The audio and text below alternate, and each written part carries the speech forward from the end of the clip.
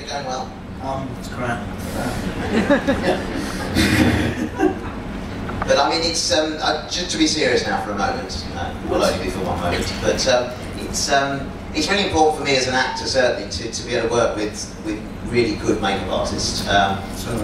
Because when you're an actor and you're going out onto set, there's nothing worse than going on the set and being slightly ashamed of the makeup that you're wearing. But I always see this sort of work as a team effort.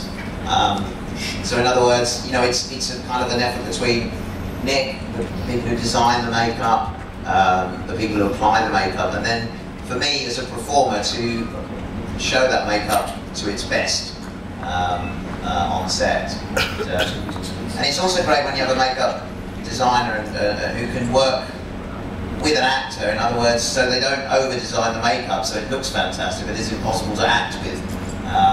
But Nick's always very considerate of who's wearing it and how it will end up moving ultimately on screen as well, which... Actually, rule number one, never try to stick a chin on one actor's talk. Yes, on. It's a challenge. Could you hold that? Could you hold that? Thank you. Can I? I'll sort of I'll talk like a ventriloquist. Yeah. So this is, as I was saying, this is unusual to be sitting and talking. What other sorts of things do we normally do in makeup? Don't tell him. Oh, okay. Well, I sometimes watch films, listen to music. Yeah, we watch all the Leprechaun movies once, didn't we? Yeah, it was great. And sometimes I have breakfast as well. Yeah, orange and toast. Are you getting an idea of just how boring a makeup can get? One of the problems with this kind of makeup is that it takes a fair old time, and doing it once is quite fun. Doing it twice is okay. Doing it on the same guy, however interesting he is, for a year, you do run out of things to do and say. My way of getting around that is doing things like writing obscene messages on them before you put the pieces on, so that, usually mirror writing, you know, so they can see it in the mirror, and then it's there all day and you know what's written on their forehead even if nobody else does. This has gone wrong in the past. I do recommend eyebrow pencil, works a treat. Don't do it with Sharpies because the word starts to bleed through the prosthetics during the course of the day. And I don't remember what the word was on that day, but it wasn't good. It was a rude one. Yeah. But I think it's very important with a job. Some people get very, very anal. Am I allowed to say that? Yeah. I've always regarded this as fun, and I think if you're doing any job over and over and over, you try to find ways to just make it interesting, to spice it up.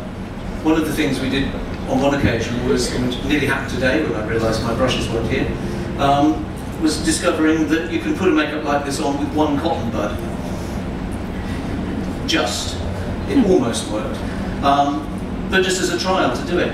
And I sometimes with assistants would, you know, a really good assistant knows where everything is, they lay it out, so you reach out your hand and there is that brush. You'd be doomed if you tried that with me because I would deliberately use the wrong things in the wrong order just because I'm bored.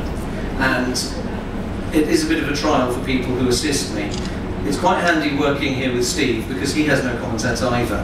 And so between us, we somehow managed to get it done.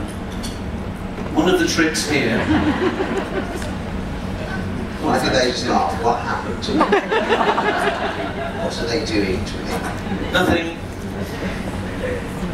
I don't even drink.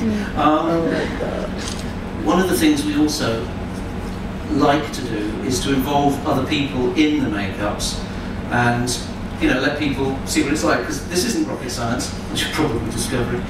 It's all pretty straightforward stuff, and just involving people in it is quite fun.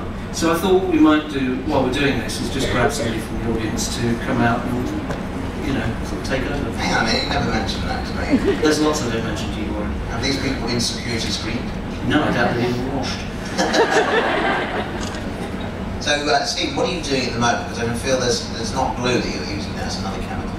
Yes, I can't tell you what it is because it's this is alcohol, just to Is it the alcohol? Yeah. Well, what are you doing with the alcohol? You're working with the edges, aren't I'm you? working with the edges in that, trying to blend the skin. But this piece is sat on a shelf for multiple months. I should point out all of these pieces were made on Potter. They weren't made for this, so they have been sitting for nearly 2 years. So it's kind of beautiful.